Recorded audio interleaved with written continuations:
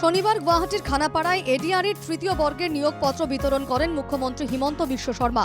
5 বছরে মোট 1,56,000 যুবক যুবতীকে চাকরি দিয়েছে রাজ্য সরকার, দাবি হিমন্তর।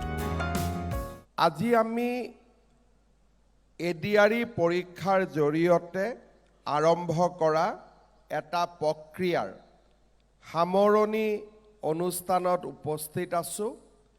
স্বাভাৱিকতে আজিৰ পৰা আমাৰ বহুতৰে নতুন জীৱনো আৰম্ভ হ'ব।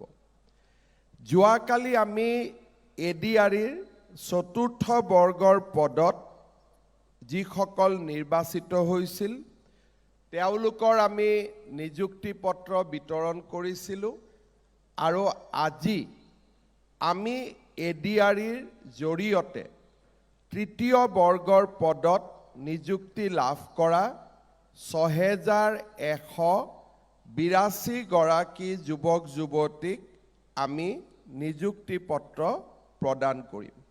যোৱা 5টা বছৰত আমাৰ চৰকাৰে নিযুক্তি প্ৰদান কৰা যুৱক যুৱতীৰ সংখ্যা যোৱা কালিলৈ 1,50,033 গৰাকী আছিল আৰু আজি 6,182 গৰাকী প্ৰাৰ্থীক নিযুক্তি প্ৰদান কৰাৰ লগে লগে এই সংখ্যা 1,56,215লৈ বৃদ্ধি পালে।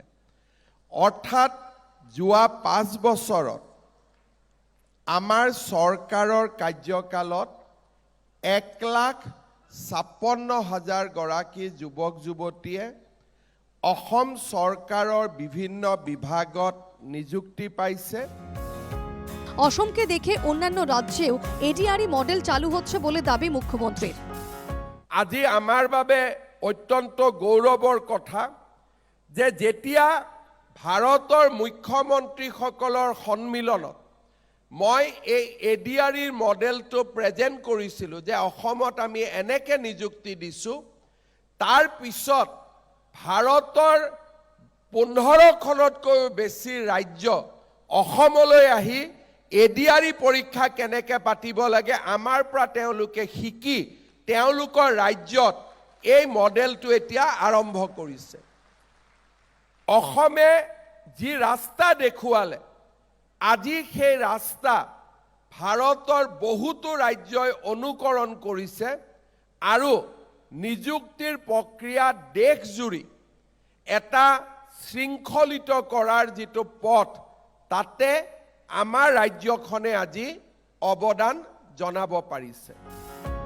অসমের সরকারি চাকরির নামে ঘুষ দিতে হতো, কিন্তু বিজেপি সরকারের আমলে স্বচ্ছতার সঙ্গে সরকারি চাকরির পরীক্ষা হচ্ছে, মেধার ভিত্তিতে চাকরি পাচ্ছেন যুবরা, দাবি মুখ্যমন্ত্রীর।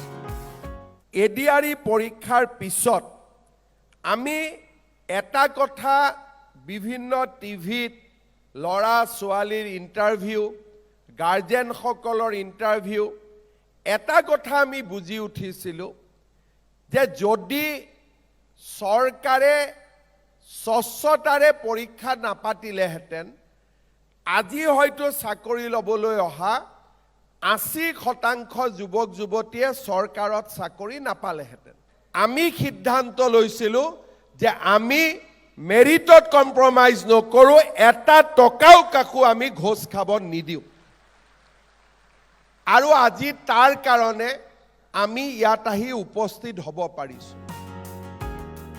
এডিআরি নিয়োগপত্র যারা পেয়েছেন তাদের মধ্যে কেউ যদি মিউচুয়াল ট্রান্সফার চান তার জন্য স্বাগত সতীর্থ পোর্টালে আবেদন জানাতে পারেন। পোর্টালটি 1 ফেব্রুয়ারি থেকে শুরু হচ্ছে বলে জানান মুখ্যমন্ত্রী। চাকরি পাওয়া যুবক যুবতীদের 1 বছরের মধ্যে দ্রুত বিয়ে করার পরামর্শ মুখ্যমন্ত্রীর। Bureau report, NKTV Bangla.